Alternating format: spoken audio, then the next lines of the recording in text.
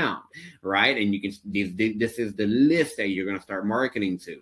But the way you want to build it is build your dream 100. So your dream 100 is just 100 of the people that have your audience, whether it's a podcast, whether it's an organization, whether it's a business. In this context, podcast, right? Write down 100 podcasts that have your audience. I did 276. I only pitched 121, but I still made a big list. And so don't just end at 100, but that's step one. Step two is befriending in somehow way, adding value to that host in a way that gets you promoted by that host or get you endorsed by that host. The way that I ended up on this show was I added value to Ryan through an interesting pitch. And that was interesting enough for him to want me on his show. And now by having me on his show, it's a form of endorsement.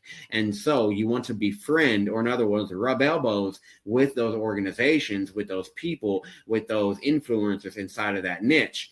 And then third, that's where you flex, right? Like that's where you actually show what you do. You deliver. If I came on here and bombed, like there'd be no point, right? You probably wouldn't even post a damn thing.